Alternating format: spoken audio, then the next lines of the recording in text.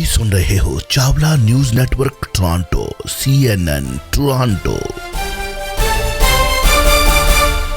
ਜੌਲ ਸਾਹਿਬ ਦੇ ਨਾਲ ਕੁਝ ਲੋਕਲ ਨਿਊਜ਼ ਤੁਹਾਡੇ ਵਾਸਤੇ ਲੈ ਕੇ ਜੌਲ ਸਾਹਿਬ ਹਾਜ਼ਰ ਹੋ ਚੁੱਕੇ ਨੇ। ਪਹਿਲਾਂ ਉਹਨਾਂ ਦਾ ਸਵਾਗਤ ਕਰਦੇ ਆ। ਜੌਲ ਸਾਹਿਬ ਵੈਰੀ ਗੁੱਡ ਮਾਰਨਿੰਗ ਜੀ, ਸਤਿ ਸ਼੍ਰੀ ਅਕਾਲ। ਜੀ ਸਤਿ ਸ਼੍ਰੀ ਅਕਾਲ ਜੀ, ਬਹੁਤ ਮਿਹਰਬਾਨੀ। ਸਤਿ ਸ਼੍ਰੀ ਅਕਾਲ ਸਾਰੇ ਸਰੋਤਿਆਂ ਦਰਸ਼ਕਾਂ ਨੂੰ ਵੀ ਜੀ। ਪ੍ਰੋਵਿੰਸ਼ੀਅਲ ਇਲੈਕਸ਼ਨਸ ਨੇੜੇ ਆ ਰਹੇ ਨੇ ਜੀ ਐਂਡ ਨੋਮੀਨੇਸ਼ਨਸ ਦੀਆਂ ਬਾਰੀਆਂ ਸ਼ੁਰੂ ਹੋ ਚੁੱਕੀਆਂ ਨੇ, ਤੇ ਫਿਰ ਆਪਾਂ ਸ਼ੁਰੂਆਤ ਕਰਦੇ ਹਾਂ ਜੀ ਇਸ ਖਬਰ ਦੇ ਨਾਲ ਕਿ ਸੰਦੀਪ ਸਿੰਘ ਜੋ ਨੋਮੀਨੇਟਡ ਹੋ ਚੁੱਕੇ ਨੇ NDP ਪਾਰਟੀ ਤੋਂ ਕੈਂਡੀਡੇਟ ਬਰੈਂਪਟਨ ਨਾਰਥ, ਜੋ ਜੂਨ 2 ਨੂੰ ਪ੍ਰੋਵਿੰਸ਼ੀਅਲ ਇਲੈਕਸ਼ਨ ਹਾਰੇ ਨੇ ਜੀ। ਐਂਡ ਇਸ ਵੇਲੇ ਜਿਹੜੇ ਮੌਜੂਦਾ MPP ਸਨ ਕੈਵਿਨ ਯਾਰਡੇ, ਉਹ ਆਪਣੀ ਇਸ ਸੀਟ ਹਾਰ ਗਏ ਹਨ। ਕੱਲ ਜਿਹੜੀ ਲੜਾਈ ਹੋਈ ਸੀ ਜੀ ਜੀ ਅਰਸ਼, ਇਸ ਤਰ੍ਹਾਂ ਵੀ ਹੁਣ ਇਹ ਨੋਮੀਨੇਸ਼ਨ ਇਲੈਕਸ਼ਨ ਦੀ ਬਜਾਏ ਕਲਚਰ ਪੋਲੀਟੀਕਲ ਪਾਰਟੀਜ਼ ਨੇ ਮੋਰ ਐਂਡ ਮੋਰ ਇਹ ਵੀ ਅਪਣਾ ਲਿਆ ਹੋਇਆ ਵੀ ਅਪੁਆਇੰਟ ਕਰਨੇ ਆ, ਹਨਾ। ਜਿੱਦਾਂ ਹੁੰਦਾ ਸੀਗਾ ਵੀ ਉੱਥੇ ਜੀ ਵੀ ਬਾਦਲ ਸਾਹਿਬ ਜਾਂ ਸੋਨੀਆ ਗਾਂਧੀ ਉਹਨਾਂ ਦੇ ਉਹ ਮਤਲਬ ਪਰਚੀ ਨਿਕਲਦੀ ਆ। ਹਾਂਜੀ।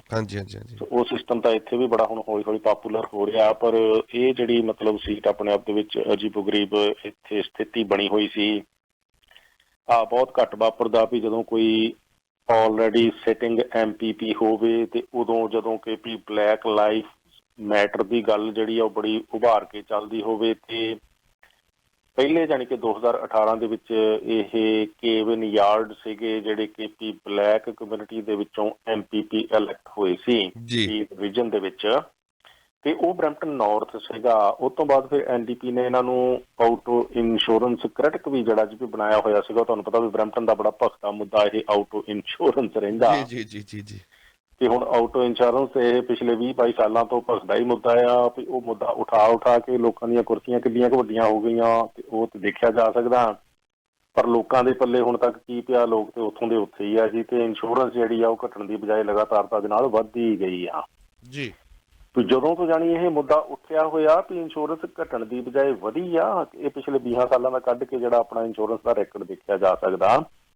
ਸੋ ਉਸ ਲਿਹਾਜ਼ ਨਾਲ ਕਹਿ ਲਓ ਵੀ ਹੁਣ ਆਊਟੋ ਇੰਸ਼ੋਰੈਂਸ ਦੇ ਸਿਲਸਿਲੇ ਦੇ ਵਿੱਚ ਕੇਵਿਨ ਯਾਰਡ ਉਹਨਾਂ ਨੇ ਇਹ 3-4 ਸਾਲਾਂ 'ਚ ਕਿੰਨੀਆਂ ਪੂਣੀਆਂ ਕੱਤੀਆਂ, ਇਹਦਾ ਕੋਈ ਲੇਖਾ ਜੋਖਾ ਸ਼ਾਇਦ ਕਦੇ ਉਹ ਦੱਸਣ। ਪਰ ਕੁੱਲ ਮਿਲਾ ਕੇ ਜੀ ਫਿਰ ਪਰ ਕੋਈ ਬਹੁਤਾ NDP ਲੀਡਰਸ਼ਿਪ ਖੁਸ਼ ਨਹੀਂ ਸੀ ਇਹਨਾਂ ਦੀ ਕਾਰਗੁਜ਼ਾਰੀ ਤੋਂ, ਸ਼ਾਇਦ ਜਿਸ ਕਰਕੇ ਵੀ ਇਹ ਨੋਮੀਨੇਸ਼ਨ ਜਿਹੜੀ ਆ ਉੱਥੇ ਹੋਈ।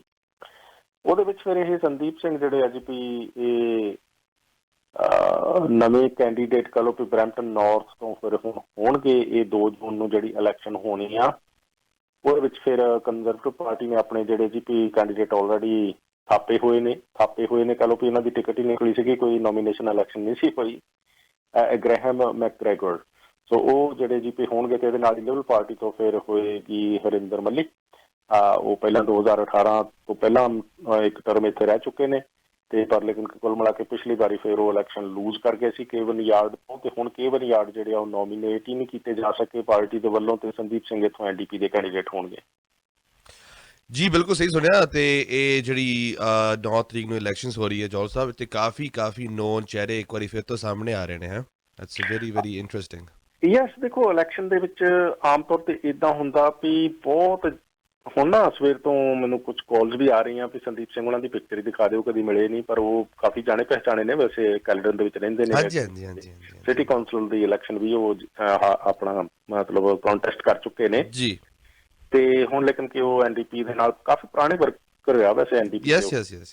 ਸੋ ਕੁੱਲ ਮਿਲਾ ਕੇ ਕੁਆਲੀਫਾਈਡ ਯੰਗ ਮੈਨ ਆ। ਤੇ ਲੇਕਿਨ ਕਿ ਇਹ ਆ ਜੀ ਵੀ ਇਹ ਜਦੋਂ ਇਲੈਕਸ਼ਨ ਹੁੰਦੀ ਆ ਆਮ ਤੌਰ ਤੇ ਜਾਣੀ ਕਿ ਜਿਹੜੇ ਲੋਕ 4-5 ਸਾਲ ਜਾਂ ਸਾਰੀ ਉਮਰ ਨਹੀਂ ਕਦੀ ਦੇਖੇ ਹੁੰਦੇ, ਉਹ ਵੀ ਖੁੰਬਾਂ ਵਾਂਗੂ ਜਾਣੀ ਕਿ ਪਤਾ ਲੱਗਦਾ ਵੀ ਅੱਛਾ ਇਹ ਕੈਂਡੀਡੇਟ ਆ। ਤੇ ਜਦੋਂ ਨਤੀਜਾ ਜਿਸ ਰਾਤ ਆ ਜਾਣਾ ਤੇ ਮੁੜ ਕੇ ਫੇਰ ਨਹੀਂ ਚਾਲਸਾਰ ਉਹਨਾਂ ਨੇ ਦਿਸਣਾ, ਹਨਾ। ਫੇਰ ਇਲੈਕਸ਼ਨ ਆ ਜਾਣੀ ਆ, ਫੇਰ ਉਹ ਖੁੰਬਾਂ ਦਾ ਸੀਜ਼ਨ ਆ ਜਾਂਦਾ, ਫੇਰ ਉਗਣੀਆਂ ਸ਼ੁਰੂ ਹੋ ਜਾਂਦੇ ਆ। ਸੋ ਕੁੱਲ ਮਿਲਾ ਕੇ ਏਦਾਂ ਆ ਜੀ ਹੁਣ ਤੇ ਸਾਰਾ ਕੁਛ ਹੀ ਹੋਊਗਾ ਵੀ ਸਾਰਿਆਂ ਨੇ ਆਪੋ ਆਪਣੀਆਂ ਘੁਰਨੇ ਕਹਿ ਲਓ ਜਾਂ ਖੁੱਡਾਂ ਕਹਿ ਲਓ ਵੀ ਨਿਕਲਣਾ ਹੀ ਆ, ਤੇ ਬੜੀ ਚਰਚਾ ਰਹੂਗੀ। ਇਹਨਾਂ ਨੇ ਆਪੋ ਆਪਣੀਆਂ ਪਿਕਚਰਾਂ ਹੁਣ ਆਪ ਅੱਗੇ ਕਰਨੀਆਂ, ਪਿਕਚਰਾਂ ਲੱਭਣ ਦੀ ਲੋੜ ਨਹੀਂ ਪੈਣੀ। ਸੋ ਕੈਂਡੀਡੇਟ ਆ ਜਿਹੜੇ ਜੀ ਵੀ ਇਹ ਇੱਕ ਤਰੀਕੇ ਦੇ ਨਾਲ ਟੈਕਸ ਪੇਅਰ ਦੇ ਇੰਪਲੋਈਜ਼ ਆ ਜੇ ਇਹ ਜਿੱਤ ਜਾਣ ਤਾਂ, ਹਨਾ। ਬਿਲਕੁਲ ਜੀ ਬਿਲਕੁਲ। ਭਾਵੇਂ ਉਹ MP ਹੈ, ਭਾਵੇਂ ਉਹ MPP ਆ, ਤੇ ਭਾਵੇਂ ਉਹ ਕਾਉਂਸਲਰ ਹੈ, ਮੇਅਰ ਹੈ, ਜੋ ਵੀ ਹੈ। ਵੀ ਮਤਲਬ ਇਹ ਗੱਲ ਅਜੀਬੋ ਗਰੀਬ ਆ ਵੀ ਜਿਹੜਾ ਆਪਾਂ ਕਲਚਰ ਇਹ ਪੈਦਾ ਕੀਤਾ ਹੋਇਆ ਵੀ ਇਹਨਾਂ ਦੇ ਤਾਲੇ ਕਰਨੇ ਆਪਣੇ ਕੰਮ ਕਰਾਉਣ ਨੂੰ। ਜਦ ਕਿ ਇਹ ਤੁਹਾਡੇ ਕੋਲੋਂ ਤਨਖਾਹਾਂ ਲੈ ਕੇ, ਇਹਨਾਂ ਦਾ ਸਟਾਫ ਤੁਹਾਡੇ ਟੈਕਸ ਡਾਲਰ ਤੋਂ ਤਨਖਾਹਾਂ ਲੈ ਕੇ ਤੁਹਾਨੂੰ ਸਰਵ ਕਰਨ ਵਾਸਤੇ ਹੈ। MP ਹੋਵੇ ਜਾਂ MPP ਹੋਵੇ ਜਾਂ ਕੌਂਸਲਰ ਮੇਅਰ ਹੋਵੇ, ਇੱਕ ਜੌਬ ਹੈ। ਆਮ ਤੌਰ ਤੇ ਜੌਬ ਜਿਹੜੀ ਆ ਵੀ ਕੈਂਡੀਡੇਟ ਅਪਲਾਈ ਕਰਦਾ, ਆਪਣਾ ਪ੍ਰੋਫਾਈਲ ਭੇਜਦਾ, ਜੇ ਉਹ ਇੰਪਲੋਇਰ ਨੂੰ ਪਸੰਦ ਆ ਜਾਏ ਤੇ ਉਹਨੂੰ ਰੱਖ ਲਿਆ ਜਾਂਦਾ, ਨਹੀਂ ਪਸੰਦ ਆ ਜਾਏ ਤੇ ਉਹਨੂੰ ਨਹੀਂ ਰੱਖ ਲਿਆ ਜਾਂਦਾ ਜੀ। ਇਦਾਂ ਹੀ ਆ ਵੀ ਡੈਮੋਕ੍ਰੇਸੀ ਦੇ ਵਿੱਚ ਇਹ MP MPP ਕੌਂਸਲਰ ਮੇਅਰ ਚੁਣਨ ਦੇ ਲਈ ਵੀ ਕਹਿ ਲਓ ਵੀ ਇਹ ਜੌਬ ਦੇਣ ਦੇ ਲਈ ਵੀ ਹੱਕ ਜਿਹੜਾ ਉਹ ਵੋਟਰ ਦੇ ਕੋਲ ਆ, ਵੋਟਰ ਉਹਦਾ ਇੰਪਲੋਇਰ ਆ। ਹਰ ਇੱਕ ਕੈਂਡੀਡੇਟ ਆ ਜਿਹੜਾ ਜੀ ਵੀ ਆਪਣੇ ਪੂਰੀ ਤਾਣ ਲਾ ਕੇ, ਸ਼ਕਤੀ ਲਾ ਕੇ ਆਪਣੇ ਆਪ ਨੂੰ ਪ੍ਰੋਜੈਕਟ ਕਰਦਾ ਵੀ ਮੈਂ ਬੈਸਟ ਹਾਂ, ਮੇਰੇ ਤੋਂ ਵਧੀਆ ਹੋਰ ਕੋਈ ਨਹੀਂ ਆ। ਪਰ ਵੋਟਰਾਂ ਦੇ ਮਨ ਨੂੰ ਜੋ ਭਾਵੇ ਉਹਨੂੰ ਉਹ ਜੌਬ ਦੇ ਦਿੱਤੀ ਜਾਂਦੀ, ਜੌਬ ਹੈ ਜੀ, ਉਹਦੀ ਸਿਲੈਕਸ਼ਨ ਹੋ ਜਾਂਦੀ, ਬਾਕੀ ਰਹਿ ਜਾਂਦੇ ਆ, ਬਾਕੀ ਰਹਿ ਜਾਂਦੀਆਂ ਆ। ਸੋ ਇਸ ਕਰਕੇ ਵੀ ਇਹ ਇੱਕ ਜੌਬ ਹੈ। ਉਹ ਤੋਂ ਬਾਅਦ ਫਿਰ ਜਾਣੀ ਕਿ ਵੀ ਹੁਣ ਕੋਈ ਵੀ ਜਿਹੜਾ ਉੱਥੇ ਹਾਇਰ ਕੀਤਾ ਗਿਆ ਵਿਅਕਤੀ ਆ, ਉਹ ਆਪਣੇ ਇੰਪਲੋਇਰ ਦੀਆਂ ਉਹਨਾਂ ਨੂੰ ਸਰਵ ਕਰਨ ਵਾਸਤੇ ਹੁੰਦਾ, ਨਾ ਕਿ ਉਹਨਾਂ ਤੇ ਹਕੂਮਤ ਕਰਨ ਵਾਸਤੇ ਹੁੰਦਾ, ਸੋ ਟੂ ਸੇ। ਰਾਈਟ। ਪਰ ਹੁਣ ਆਪਣੇ ਦਿਮਾਗਾਂ ਦੇ ਵਿੱਚ ਕਲਚਰ ਆ ਵੀ MP ਆ, ਜਿਹੜਾ MLA ਆ, ਇਹ ਸਾਡੇ ਹਾਕਮ ਆ, ਹਨਾ। ਵੀ ਜਿਹੜਾ ਉੱਥੋਂ ਆਪਾਂ ਕਲਚਰ ਹੁਣ ਉਹਨਾਂ ਨੇ ਪੈਦਾ ਵੀ ਕਰ ਦਿੱਤਾ ਵੀ ਉਹਨਾਂ ਨੇ ਹੱਥਾਂ ਤੇ ਨਚਾਉਣਾ, ਟੀਚਰਾਂ ਨੂੰ ਵੀ ਉਹਨਾਂ ਨੇ ਹੱਥਾਂ ਤੇ ਨਚਾਉਣਾ, ਪੁਲਿਸਾਂ ਨੂੰ ਵੀ। ਜਦੋਂ ਕਿ ਇੱਕ MLA ਦਾ ਜਸਟ ਕੰਮ ਆ ਵੀ ਉਹਨੇ ਜਿਹੜੀ ਲੈਜਿਸਲੇਸ਼ਨ ਆ ਵਿਧਾਨ ਸਭਾ ਦੇ ਵਿੱਚ, ਉਹਦੇ ਵੱਲ ਧਿਆਨ ਦੇਣਾ ਹੈ ਜੀ। ਵੀ ਜੇ ਕਿਤੇ ਕੋਈ ਕੰਮ ਨਹੀਂ ਠੀਕ, ਕੋਈ ਕਾਨੂੰਨ ਦੇ ਵਿੱਚ ਕਮੀ ਆ, ਉਹ ਜਾਣੀ ਲਾ ਮੇਕਰ ਲਾਓ, ਹਨਾ। ਲਾ ਇੰਪਲੀਮੈਂਟ ਤਾਂ ਗਵਰਨਮੈਂਟ ਨੇ ਕਰਨਾ। ਪਰ ਉੱਥੇ ਅਸੀਂ ਕਲਚਰ ਇਹ ਬਣਾ ਲਿਆ, ਆਪਣੀਆਂ ਟਾਰਾਂ ਤੇ ਹੁੰਦੀਆਂ ਕੈਲੀਫੋਰਨੀਆ ਬਣਾਉਣਾ ਜੀ, ਇਹਨੂੰ ਪਤਾ ਨਹੀਂ ਕੀ ਬਣਾਉਣਾ ਜੀ।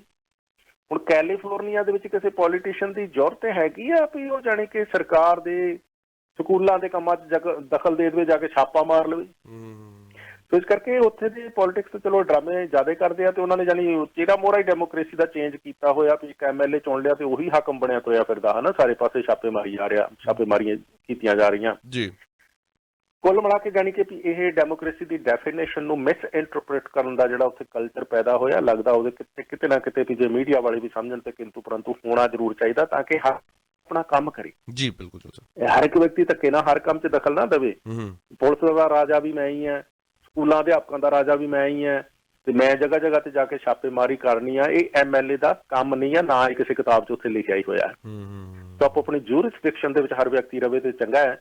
ਪਰ ਲੇਕਿਨ ਕਿ ਇੱਥੇ ਜਿਹੜਾ ਵੀ ਅਸੀਂ ਇੱਦਾਂ ਹੀ ਸਮਝਦੇ ਹਾਂ ਵੀ MLA ਤੇ MP ਸ਼ਾਇਦ ਵੀ ਉਹ ਤੁਹਾਡੇ ਤੇ ਹਕੂਮਤ ਕਰਨ ਵਾਸਤੇ ਆ, ਇੱਦਾਂ ਨਹੀਂ ਆ ਜੀ। ਉਹ ਤੁਹਾਨੂੰ ਸਰਵ ਕਰਨ ਵਾਸਤੇ, ਉਹਨਾਂ ਦਾ ਸਟਾਫ ਵੀ ਤੁਹਾਨੂੰ ਸਰਵ ਕਰਨ ਵਾਸਤੇ ਹੈ। ਤੋ ਇਹ ਹੁਣ ਇਲੈਕਸ਼ਨ ਆ ਰਹੀ ਆ ਜੀ, ਸਿਟੀ ਕੌਂਸਲ ਦੀ ਬਾਅਦ ਦੇ ਵਿੱਚ ਆਉਣੀ ਹੈ, ਪਹਿਲਾਂ ਆਉਣੀ ਆ, ਹੁਣ ਪੱਕ ਜਾਣੀ ਆ ਅਗਲੇ ਮਹੀਨੇ ਹੀ ਇਹ ਪ੍ਰੋਵਿੰਸ਼ਲ। ਉਹਦੇ ਵਿੱਚ ਸਾਰੇ ਕੈਂਡੀਡੇਟਸ ਨੇ ਡੋਰ ਟੂ ਡੋਰ ਜਾਣਾ। ਜਿੰਨੇ ਵੀ ਕੈਂਡੀਡੇਟ ਹੋਣਗੇ ਤੁਸੀਂ ਜਦੋਂ ਚਾਹੋ ਉਹਨਾਂ ਨੂੰ ਫੋਨ ਮਿਲਾਓ, ਜਾਣੀ ਕਿ ਵੀ ਉਹ ਕਾਹਲੀ ਨਾਲ ਤੁਹਾਡਾ ਫੋਨ ਵੀ ਚੁੱਕਣਗੀਆਂ ਵੀ ਪਿਛਲੇ 4 ਸਾਲਾਂ ਤੁਹਾਨੂੰ ਮਿਲੇ ਲੱਭੀਆਂ ਕਿ ਨਹੀਂ, ਇਹ ਹਨਾ। ਹੁਣ ਇੱਕ ਪਾਸੇ ਹੋਊਗਾ, ਜਾਣੀ ਉਹਨਾਂ ਨੇ ਹੁਣ ਭੱਜ ਕੇ ਪੈਣਾ ਆਪਣੇ ਫੋਨ ਨੂੰ, ਉਹ ਸੋਸ਼ਲ ਮੀਡੀਆ ਰਾਹੀਂ ਵੀ ਤੁਹਾਨੂੰ ਕਾਂਟੈਕਟ ਕਰਨਗੇ ਵੀ ਅਸੀਂ ਹੈਗੇ ਹਾਂ।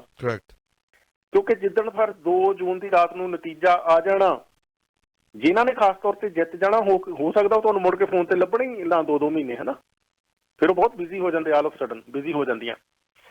ਸੋ ਕੁੱਲ ਮਿਲਾ ਕੇ ਇਹ ਹੈ ਜੀ ਕਿ ਹੁਣ ਐਟਲੀਸਟ ਉਹ ਡੋਰ ਟੂ ਡੋਰ ਆਉਣਗੇ, ਜਾਂ ਤੁਹਾਡੇ ਨਾਲ ਕਿਸੇ ਤਰ੍ਹਾਂ ਸੋਸ਼ਲ ਮੀਡੀਆ ਦਾ ਅੱਜ ਕੱਲ੍ਹ ਯੋਗਾ ਵੀ ਕਾਂਟੈਕਟ ਕਰਨਗੇ।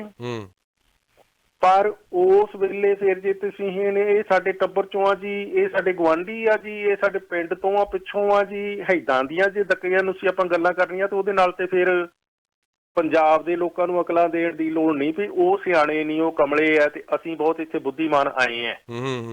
ਜੇ ਡਰਾਮਾ ਅਸੀਂ ਵੀ ਉੱਥੋਂ ਆਪਣੇ ਦਿਮਾਗਾਂ ਦੇ ਵਿੱਚ ਇੱਥੇ ਨਾਲ ਲਿਆ ਕੇ ਇੰਪੋਰਟ ਕਰਕੇ ਕੈਨੇਡਾ 'ਚ ਉਹਨੂੰ ਇੰਪਲੀਮੈਂਟ ਕੀਤਾ, ਤੇ ਅਸੀਂ ਕਿੱਦਾਂ ਉਹਨਾਂ ਨਾਲੋਂ ਵੱਧ ਬੁੱਧੀਮਾਨ ਆਪਣੇ ਆਪ ਨੂੰ ਸਾਬਤ ਕਰ ਸਕਦੇ ਹਾਂ ਬਈ ਜੀ। ਕੀ ਉਹਨਾਂ ਨਾਲੋਂ ਵੱਧ ਬੁੱਧੀਮਾਨਤਾ ਵਾਲਾ ਇੱਥੇ ਕੰਮ ਅਸੀਂ ਆ ਕੇ ਕੀਤਾ?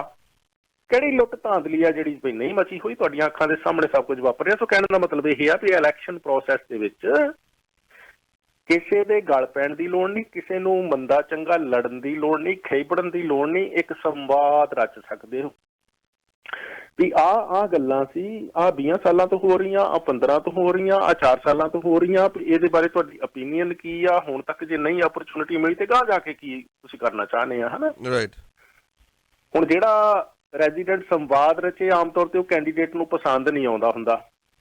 ਉਹਦੇ ਤੋਂ ਫਿਰ ਜੇ ਉਹ ਡੋਰ ਟੂ ਡੋਰ ਹੋਵੇ ਤੇ ਜਾਣੀ ਕੰਨ ਝਾੜ ਕੇ ਉਹ ਗਾਂਹ ਤੁਰਨ ਦੀ ਕੋਸ਼ਿਸ਼ ਵਿੱਚ ਹੁੰਦੇ ਵੀ ਅਸੀਂ ਤਾਂ ਆਪਣਾ ਕੰਮ ਆਪਣੇ ਕਾਰਡ ਸੁੱਟਣੇ ਆ ਤੇ ਗਾਂਹ ਜਾਣਾ ਹਨਾ। ਜੀ ਜੀ ਜੀ। ਸੋ ਇਸ ਕਰਕੇ ਜਿਹੜਾ ਉਹਨਾਂ ਦਾ ਡਿਸਰਿਸਪੈਕਟਫੁਲ ਕਈ ਵਾਰੀ ਐਟੀਟਿਊਡ ਇਲੈਕਸ਼ਨ ਦੇ ਦੌਰਾਨ ਹੀ ਹੁੰਦਾ, ਜਾਂ ਉਹਨਾਂ ਦੇ ਵੱਲੋਂ ਜਿਹੜੇ ਪਿਆਦੇ ਵੀ ਭੇਜੇ ਜਾਂਦੇ, ਕਈ ਵਾਰੀ ਕਾਰਡ ਦੇ ਕੇ ਬੱਚੇ ਹੀ ਭੇਜ ਦਿੱਤੇ ਜਾਂਦੇ ਹਨਾ। ਜੀ। ਬੱਚਿਆਂ ਨੂੰ ਕੋਈ ਸਵਾਲ ਰੈਜ਼ੀਡੈਂਟ ਕਰਿਆ ਸੀ ਤੇ ਉਹਨਾਂ ਨੂੰ ਵਿਚਾਰਿਆਂ ਨੂੰ ਪਤਾ ਨਹੀਂ ਹੁੰਦਾ ਵੀ ਹੁਣ ਅਸੀਂ ਕੀ ਦੱਸੀਏ ਹਨਾ। Right right right. ਤੇ ਨਾ ਸਾਡੀ ਪੰਜਾਬੀ ਬੇਸ਼ੀ ਹੁੰਦਾ, ਨਾ ਕਿ ਪੇਸ਼ੀ ਹੁੰਦਾ। ਕਮੀ ਪੇਸ਼ੀ ਰਹਿ ਜਾਂਦੀ ਨਹੀਂ ਹੁੰਦਾ, ਕਮੀ ਬੇਸ਼ੀ ਹੁੰਦਾ। ਤੋ ਇਹ ਵੀ ਸਮਝਣ ਦੀ ਲੋੜ ਆ। ਦੂਸਰੇ ਪਾਸੇ ਇਹ ਹੈ ਜੀ ਜੋ ਅੱਛਾ ਕਰ ਰਹੇ ਨੇ ਉਹਨਾਂ ਨੂੰ ਸਤਿਕਾਰ ਵੀ ਦਿਓ, ਜਿਹਨਾਂ ਦੇ ਕੋਲ ਕੋਈ ਕਮੀ ਰਹਿ ਗਈ ਆ ਉਹਨਾਂ ਨੂੰ ਰਿਮਾਈਂਡ ਕਰਾਓ, ਪਰ ਉਹਨਾਂ ਦੇ ਨਾਲ ਲੜਨਾ ਨਹੀਂ ਹੈ। ਜੀ ਜੋਲ ਸਾਹਿਬ। ਦੂਸਰੇ ਤੱਕ ਪਾਸੇ ਜਾਣੀ ਕਿ ਐਮਪੀ ਨੂੰ, ਐਮਪੀਪੀ ਨੂੰ, ਕੌਂਸਲਰ ਨੂੰ, ਮੇਅਰ ਨੂੰ, ਉਹਨਾਂ ਨੂੰ ਆਪੋ ਆਪਣੀ ਜਗ੍ਹਾ ਤੇ ਰੱਖਣਾ, ਉਹਨਾਂ ਨੂੰ ਆਪਣਾ ਕੰਮ ਕਰਨ ਦੇਣਾ, ਇਹ ਬਹੁਤ ਜ਼ਰੂਰੀ ਆ ਵੀ ਅਸੀਂ ਅਨਨੈਸੈਸਰੀਲੀ ਜਾਣੀ ਕਿ ਉਹਨਾਂ ਦੇ ਮਗਰ ਚਾਪਲੂਸੀਆਂ ਨਾ ਕਰਦੇ ਫਿਰੀਏ।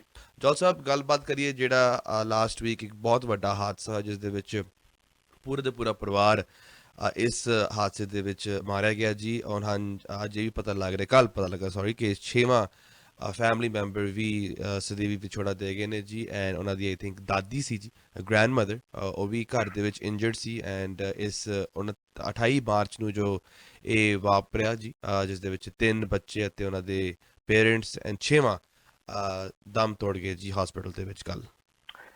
ਹਾਂਜੀ, ਅਰਸ਼ ਸਮਝਿਆ ਤੇ ਜਾਂਦਾ ਸੀ ਵੀ ਸ਼ਾਇਦ ਉਹਨਾਂ ਦੀ ਜਾਨ ਬਚ ਜਾਏਗੀ, ਪਰ ਨਹੀਂ, ਉਹਨਾਂ ਦੀ ਜਿਹੜੀ ਮੌਤ ਹੈ ਜੀ ਵੀ ਹੋ ਗਈ ਹੈ। ਸੀਨੀਅਰ ਸੀ, ਬਜ਼ੁਰਗ ਕਹਿ ਲਓ ਵੀ ਬੱਚਿਆਂ ਦੀ ਜਿਹੜੀ ਮਾਂ ਸੀ ਉਹਦੀ ਇਹ ਮਾਂ ਸੀ। ਸੋ ਨਾਨੀ ਹੋਈ, ਨਾਨਾ ਜੀ ਦੀ ਜਾਨ ਵੈਸੇ ਬਚ ਗਈ ਹੈ।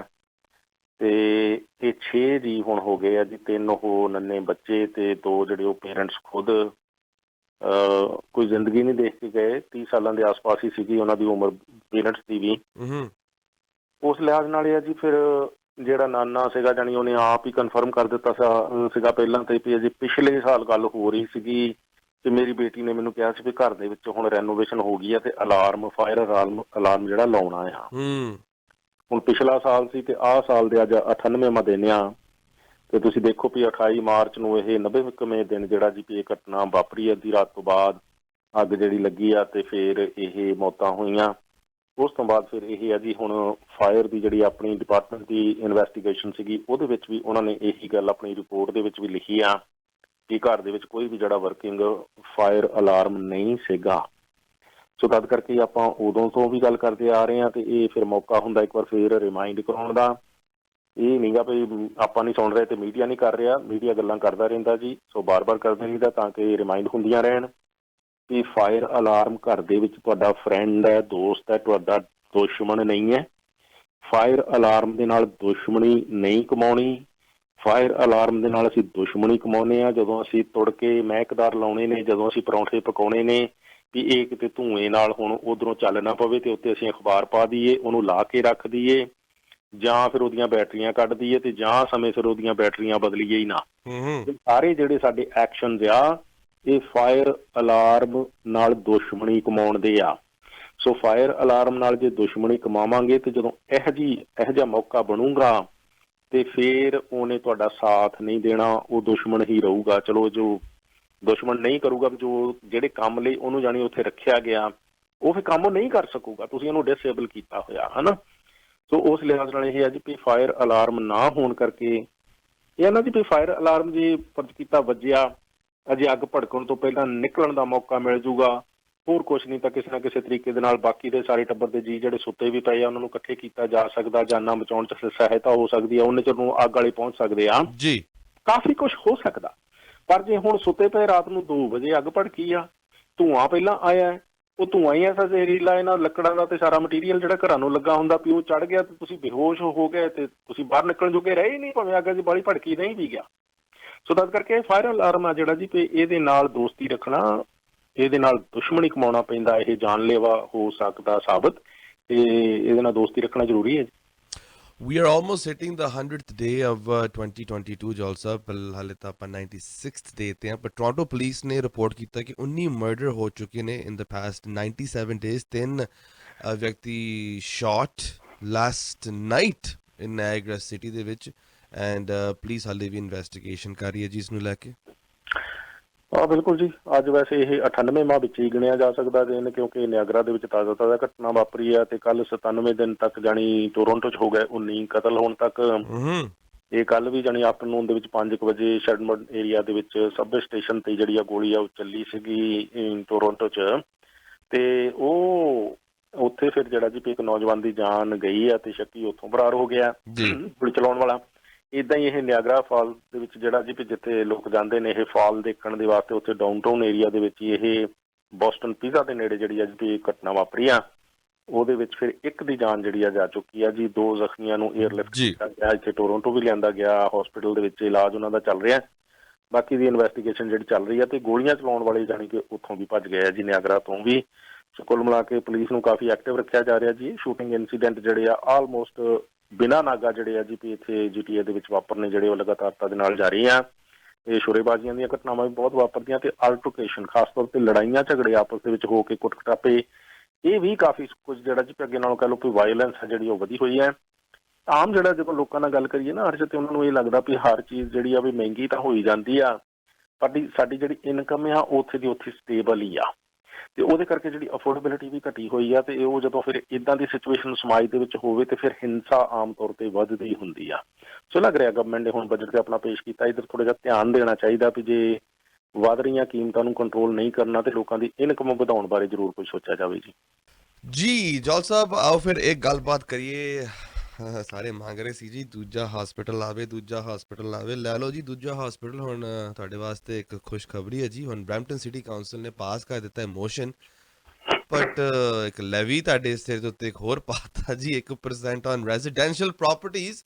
ਇਹਦਾ ਮਤਲਬ ਇਹ ਹੈ ਕਿ ਓਨਰਸ ਨੂੰ ਹੁਣ ਐਨ ਐਵਰੇਜ 23.29 ਸੈਂਟਸ ਮੋਰ ਐਨੂਅਲ ਰੈਜ਼ੀਡੈਂਸ਼ੀਅਲ ਟੈਕਸ ਬਿੱਲ ਦੇਣਾ ਪਵੇਗਾ ਜਸਟ ਟੂ ਫੰਡ ਦਾ ਨਵਾਂ ਹਸਪੀਟਲ ਜੀ। ਕੀ ਬਾਤ ਹੈ, ਕੀ ਬਾਤ। ਬਰੈਂਪਟਨ ਕੋ ਪੈਸਾ ਨਹੀਂ ਆਏਗਾ ਜੌਲ ਸਾਹਿਬ? ਅਰਸ਼ ਗਵਾਉਣ ਵਾਸਤੇ ਤੇ ਬਥੇਰੇ ਆ, ਜਿੱਦਾਂ ਤਰ੍ਹਾਂ ਦੇ ਵੀ ਕੋਈ ਨੌਕਰੀ ਛੱਡ ਗਿਆ 2-3 ਲੱਖ ਉਹਨੂੰ ਫੜਾ ਦੋ, ਹਨਾ, ਏਦਾਂ ਦੇ ਪਖੰਡ ਕਰਨ ਨੂੰ ਤਾਂ ਬਥੇਰਾ ਪੈਸਾ ਇਹਨਾਂ ਕੋਲ। ਪਰ ਹੁਣ ਜਦੋਂ ਸਿਟੀ ਦੇ ਕੋਲ ਕਾਨੂੰਨ ਇੰਨੇ ਸਖਤ ਆ ਵੀ ਪ੍ਰੋਪਰਟੀ ਟੈਕਸ ਦੇਣਾ ਹੀ ਦੇਣਾ, ਤੇ ਉਹ ਇਕੱਠਾ ਕਰਕੇ ਜਾਣੀ ਵੀ ਜਿਹਨੂੰ ਤੁਸੀਂ ਇਲੈਕਟ ਕੀਤਾ ਕਿੱਦਾਂ ਉਹਦਾ ਛੱਟਾ ਦਿੰਦੇ ਆ ਜਾਂ ਦਿੰਦੀਆਂ ਆ, ਇਹਦੇ ਤੇ ਹੁਣ ਟੈਕਸ ਪੇਅਰ ਦਾ ਤੇ ਕੋਈ ਕੰਟਰੋਲ ਨਹੀਂ ਨਾ। ਸੋ ਲੇਕਿਨ ਕਿ ਕੁੱਲ ਮਿਲਾ ਕੇ ਇਹ ਆ ਜੀ ਵੀ 3 ਸਾਲ ਆਪਾਂ ਵਾਹਵਾ ਢੋਲ ਢਮੱਕਾ ਸੁਣਿਆ ਵੀ ਮਾਮੂਲੀ ਜਾਂ ਪ੍ਰੋਪਰਟੀ ਟੈਕਸ ਜੇ ਨਹੀਂ ਵੀ ਵਧਾਇਆ ਤਾਂ, ਪਰ ਜੇ ਕੰਨ ਦੂਜੇ ਪਾਸਿਓਂ ਫੜਿਆ ਵੀ ਕਾਫੀ ਮੋਟਾ ਜਿਹੜਾ ਵਾਟਰ ਸਰਚਾਰਜ ਲਾਤਾ, ਤੇ ਉਹ ਪਾਣੀ ਦਾ ਬਿੱਲ ਚੁੱਕ ਕੇ ਭੈਣ ਭਰਾ ਦੇਖ ਸਕਦੇ ਆ ਵੀ ਪਾਣੀ ਦਾ ਬਿੱਲ ਅੱਜ ਕਿੱਥੇ ਗਿਆ 3 ਸਾਲ ਪਹਿਲਾਂ ਦੇ ਮੁਕਾਬਲੇ। ਰਾਈਟ। ਤੇ ਪਤਾ ਲੱਗ ਜਾਊਗਾ ਵੀ ਜੇ ਜਾਨੀ ਪ੍ਰੋਪਰਟੀ ਟੈਕਸ ਥੋੜਾ ਜਿਹਾ ਨਹੀਂ ਵੀ ਸੀ ਵਧਿਆ ਤੇ ਹੋਰ ਕਿਹੜੇ ਤਰੀਕਿਆਂ ਦੇ ਨਾਲ ਜਾਨੀ ਪੈਸੇ ਲੋਕਾਂ ਦੀਆਂ ਜੇਬਾਂ ਵਿੱਚੋਂ ਕੱਢੇ ਜਾ ਰਹੇ ਆ। ਉਹਦੇ ਵਿੱਚੋਂ ਹੀ ਚਲੋ ਹੁਣ ਜੇ ਬਹੁਤ ਹਸਪੀਟਲ ਦੀ ਮੰਗ ਸੀਗੀ ਵੀ ਸਿਟੀ ਦੇ ਵਿੱਚ ਹੋਣਾ ਚਾਹੀਦਾ, ਤੇ ਹੁਣ ਪ੍ਰੋਵਿੰਸ਼ੀਅਲ ਗਵਰਨਮੈਂਟ ਨੇ ਵੀ ਕਾਫੀ ਕੋਆਪਰੇਟ ਕੀਤਾ। ਪ੍ਰੀਮੀਅਰ ਖੁਦ 2 ਵਾਰੀ ਹਸਪੀਟਲ ਦੇ ਸਿਲਸਿਲੇ ਦੇ ਵਿੱਚ ਹੀ ਬਰੈਂਪਟਨ ਹੋ ਕੇ ਗਏ ਆ, ਡਗਫੋਰਡ। ਤੇ ਫਿਰ ਹੁਣ ਜੀ ਵੀ ਇਹ ਜਾਨੀ ਕਹ ਲਓ ਵੀ ਚੌਥਾ ਸਾਲ ਨਹੀਂ ਕੱਢਿਆ ਜਾ ਸਕਿਆ ਵੀ ਨਾ ਪ੍ਰੋਪਰਟੀ ਟੈਕਸ ਵਧੇ, ਭਾਵੇਂ ਚਲੋ ਸਿੱਧੇ ਤੌਰ ਤੇ ਪ੍ਰੋਪਰਟੀ ਟੈਕਸ ਇਹਨੂੰ ਉਹ ਨਾ ਕਹਿਣ, ਹਸਪੀਟਲ ਦੀ ਲੈਵੀ ਦਾ ਨਾਂ ਦਿੱਤਾ ਗਿਆ, ਤੇ ਪਰ ਇਹ ਐਡ ਤੇ ਪ੍ਰੋਪਰਟੀ ਟੈਕਸ ਦੇ ਵਿੱਚ ਹੀ ਹੋਇਆ ਨਾ। ਉਹ ਜਾਣਾ ਜਿੱਧਰ ਨੂੰ ਵੀ ਆ, ਬਾਕੀ ਦਾ ਜਿਹੜਾ ਟੈਕਸ ਦਾ ਪੋਰਸ਼ਨ ਆ ਉਹ ਕਿੱਧਰ ਨੂੰ ਜਾਂਦਾ, ਉਹਦੇ ਵਿੱਚ ਫਿਰ ਹਸਪੀਟਲ ਲੈਵੀ ਹੋਊਗੀ। ਪਰ ਕੁੱਲ ਮਿਲਾ ਕੇ ਹੈ ਤੇ ਇਨਡਾਇਰੈਕਟ ਇਹ ਪ੍ਰੋਪਰਟੀ ਟੈਕਸ ਦੇ ਵਿੱਚ ਵਾਧਾ ਹੀ ਰੈਜ਼ੀਡੈਂਸ਼ੀਅਲ ਪ੍ਰੋਪਰਟੀ ਦੇ ਉੱਤੇ। ਸੋ ਇਹ ਹੈ ਜੀ ਵੀ ਜਿਹੜਾ ਇਹ ਮੇਅਰ ਦਾ ਮਤਲਬ ਪ੍ਰੋਮਿਸ ਸੀਗਾ, ਲੱਗ ਰਿਹਾ ਵੀ ਇਨਡਾਇਰੈਕਟਲੀ ਚੌਥੇ ਸਾਲ ਇਹਨੂੰ ਮੇਨਟੇਨ ਨਹੀਂ ਰੱਖਿਆ ਜਾ ਸਕਿਆ ਵੀ ਮੈਂ ਪ੍ਰੋਪਰਟੀ ਟੈਕਸ ਨਹੀਂ ਵਧਾਊਂਗਾ। ਸੋ ਹੁਣ ਲੇਕਿਨ ਕਿ ਮੇਅਰ ਸਾਹਿਬ ਤਾਂ ਆਪਣੇ ਚਲੋ ਲੀਡਰਸ਼ਿਪ ਦੀ ਉਹ ਇਲੈਕਸ਼ਨ ਦੇ ਵਿੱਚ ਬਿਜ਼ੀ ਨੇ, ਵੀ ਉਹ ਗਏ ਕਿੱਧਰ ਨੂੰ ਨੇ ਜਾਂ ਵੀ ਕੀ ਅੱਜ ਕੱਲ੍ਹ ਕਾਫੀ ਉਹ ਸ਼ਾਂਤ ਨੇ ਕਿ ਮਤਲਬ 2-3 ਜਿਹੜੀਆਂ ਉਹਨਾਂ ਨੇ ਹਾਈ ਪੋਸਟਿੰਗਸ ਤੇ ਅਫੀਸ਼ੀਅਲਸ ਨੂੰ ਫਾਇਰ ਕੀਤਾ ਸਿਟੀ ਕੌਂਸਲ ਦੇ ਇੱਕ ਧੜੇ ਨੇ, ਉਹਦੇ ਤੇ ਮੇਅਰ ਲਗਭਗ ਚੁੱਪ ਹੀ ਰਹੇ ਨੇ। ਸੋ ਕੁੱਲ ਮਿਲਾ ਕੇ ਇਹ ਹੈ ਜੀ ਵੀ ਮਤਲਬ ਹੁਣ ਉਹਨਾਂ ਨੂੰ ਤਨਖਾਹਾਂ ਬੈਨੀਫਿਟ ਸਾਰਾ ਕੁਝ ਜਾ ਰਿਹਾ ਹੈ, ਤੇ ਲੇਕਿਨ ਕਿ ਇਹਦੇ ਨਾਲ ਹੀ ਫਿਰ ਜਿਹੜਾ ਇਹ ਵੀ ਹਸਪੀਟਲ ਦੀ ਲੈਵੀ ਜਿਹੜੀ ਆ ਜੀ ਪੀ ਇਹ $23.29 ਦਾ ਵਾਧਾ ਜਿਹੜਾ ਜੀ ਪੀ ਇਹ ਰੈਜ਼ੀਡੈਂਸ਼ੀਅਲ ਪ੍ਰੋਪਰਟੀ ਟੈਕਸ ਦੇ ਵਿੱਚ ਹੋਊਗਾ। ਰਾਈਟ। ਹੁਣ ਆਪਾਂ ਕਹਿ ਸਕਦੇ ਹਾਂ ਵੀ ਆਨੇ ਬਹਾਨੇ ਜਾਣੀ ਪ੍ਰੋਪਰਟੀ ਟੈਕਸ ਵਧਾ ਹੀ ਦਿੱਤਾ, ਫਿਰ ਐਟ ਦਾ ਐਂਡ ਜਾਣੀ ਭਾਵੇਂ ਵਾਟਰ ਸਰਚਾਰਜ ਤੇ ਜਿਹੜਾ ਜੀ ਪੀ ਉਹ ਕਾਫੀ ਚਿਰ ਤੋਂ ਹੁਣ ਵਸੂਲਿਆ ਜਾ ਰਿਹਾ ਹੈ। ਕੁੱਲ ਮਿਲਾ ਕੇ ਇਹ ਜਿਹੜਾ ਹਸਪੀਟਲ ਹੈ ਨਾ ਜੀ ਇਹਦੇ ਵਿੱਚ ਹੁਣ ਆਪਾਂ ਪੀਲ ਮੈਮੋਰੀਅਲ ਦੀ ਗੱਲ ਕਰੀਏ ਤੇ $700 ਮਿਲੀਅਨ ਉਹਨੂੰ ਐਕਸਪੈਂਡ ਕਰਨ ਤੇ ਰੈਨੋਵੇਸ਼ਨ ਦੇ ਉੱਤੇ ਲੱਗਣਾ, ਉਹਦੇ ਵਿੱਚ ਫਿਰ 365 ਮਿਲੀਅਨ ਕਹਿੰਦੇ ਜੀ ਕੈਂਸਰ ਕੇਅਰ ਸੈਂਟਰ ਬਣਨਾ ਉਹਦੇ ਤੇ ਲੱਗਣਾ। ਕੁੱਲ ਮਿਲਾ ਕੇ ਜਾਣੀ ਇਹ $1.1 ਬਿਲੀਅਨ ਦਾ ਪ੍ਰੋਜੈਕਟ ਹੈ, ਜਿਹਦੇ ਵਿੱਚ $250 ਮਿਲੀਅਨ ਜਾਣੀ ਕਿ ਵਿਲੀਅਮ ਓਸਲਰ ਹੈਲਥ ਸਿਸਟਮ ਵਾਲਿਆਂ ਨੇ ਜਿਹੜਾ ਜੀ ਵੀ ਉਹ ਰੇਜ਼ ਕਰਨਾ, ਉਹਦਾ ਅਰੇਂਜ ਕਰਨਾ, ਉਹਦੇ 'ਚ ਫਿਰ ਉਹ 250 ਮਿਲੀਅਨ ਦੇ ਵਿੱਚੋਂ 125 ਮਿਲੀਅਨ ਡਾਲਰ ਦੀ ਰਿਸਪੌਂਸਿਬਿਲਿਟੀ ਜਿਹੜੀ ਬਰੈਂਪਟਨ ਤੇ ਪਾਈ ਗਈ ਆ ਜੀ। ਰਾਈਟ। ਸੋ ਬਰੈਂਪਟਨ ਨੇ ਉਹ ਜਿਹੜਾ ਜੀ ਫਿਰ ਆਪਣਾ ਇਹ ਪੈਸਾ ਪੂਰਾ ਕਰਨ ਦੇ ਲਈ ਇਹ ਜਿਹੜੀ ਲੈਵੀ ਆ ਹੁਣ ਰੈਜ਼ੀਡੈਂਟਸ ਦੇ ਉੱਤੇ ਲਾਈ ਆ, ਉਹਨਾਂ ਦੇ ਪ੍ਰਾਪਰਟੀ ਟੈਕਸ ਦੇ ਉੱਤੇ, ਜੀ ਇਸ ਤਰੀਕੇ ਦੇ ਨਾਲ ਇਹਨੂੰ ਐਕਸਪਲੇਨ ਕੀਤਾ ਜਾ ਰਿਹਾ। ਪਰ ਜੇ ਸਿੱਧੇ ਤੌਰ ਤੇ ਪ੍ਰਾਪਰਟੀ ਟੈਕਸ ਮਤਲਬ ਨਹੀਂ ਵਧਾਇਆ ਤੇ ਅਸਿੱਧੇ ਤੌਰ ਤੇ ਵਧਾ ਦਿੱਤਾ, ਤੇ ਜੇ ਉਹ 3 ਸਾਲ ਨਹੀਂ ਵਧਾਇਆ ਤੇ ਫਿਰ ਵਾਟਰ ਸਰਚਾਰਜ ਮੋਟਾ ਸਾਰਾ ਲਾਤਾ ਸੀਗਾ, ਉਹਦੀ ਗੱਲ ਜਿਹੜੀ ਮਤਲਬ ਕਦੀ ਕੀਤੀ ਨਹੀਂ ਗਈ। ਕੀਤਿਆਂ ਵੀ ਜਾਣੀ ਚੁੱਪ ਹੀ ਕੀਤਾ ਜਾਂਦਾ ਰਹਿੰਦਾ, ਮੇਅਰ ਸਾਹਿਬ ਦੇ ਵੱਲੋਂ ਖੁਦ ਵੀ ਤੇ ਜਿਹੜੇ ਕੌਂਸਲਰਸ ਨੇ ਇਹਦਾ ਸਾਥ ਦਿੱਤਾ ਸੀ ਉਹਨਾਂ ਵੱਲੋਂ ਵੀ ਜੀ। ਪਰ ਕੁੱਲ ਮਿਲਾ ਕੇ ਟੈਕਸ ਵੀ ਵਧ ਗਿਆ ਤੇ ਕੁੱਲ ਮਿਲਾ ਕੇ ਵਾਟਰ ਸਰਚਾਰਜ ਵੀ ਕਾਫੀ ਅਸਮਾਨ ਨੂੰ ਛੂਹ ਗਿਆ। ਤੇ ਹੁਣ ਦੇਖਦੇ ਹਾਂ, ਇਲੈਕਸ਼ਨ ਤੇ ਆ ਹੀ ਰਹੀ ਹੈ ਗਾਂ ਜੀ। ਜੋਲ ਸਾਹਿਬ ਟਾਈਮ ਦੇਣ ਵਾਸਤੇ ਬਹੁਤ ਬਹੁਤ ਧੰਨਵਾਦ। ਤੁਸੀਂ ਵੀ ਜੋਲ ਸਾਹਿਬ ਦੇ ਨਾਲ ਗੱਲਬਾਤ ਕਰਨਾ ਚਾਹੁੰਦੇ ਹੋ, ਨੰਬਰ 4168953784 4168953784 ਤੇ ਜੋਲ ਸਾਹਿਬ ਦੇ ਨਾਲ ਗੱਲਬਾਤ ਕੀਤੀ ਜਾ ਸਕਦੀ ਹੈ। For all your community needs ਇਹਨਾਂ ਦੇ WhatsApp ਗਰੁੱਪ ਦੇ ਵਿੱਚ ਸ਼ਾਮਲ ਹੋਣਾ ਚਾਹੁੰਦੇ ਹੋ ਤਾਂ 4168953784। ਜੋਲ ਸਾਹਿਬ ਟਾਈਮ ਦੇਣ ਵਾਸਤੇ ਬਹੁਤ ਬਹੁਤ ਧੰਨਵਾਦ। ਥੈਂਕ ਯੂ ਜਸ਼ਨ। ਥੈਂਕ ਯੂ ਸੋ ਮਚ ਜੋਲ ਸਾਹਿਬ। ਤੁਸੀਂ ਸੁਣ ਰਹੇ ਹੋ Chawla news network Toronto CNN Toronto.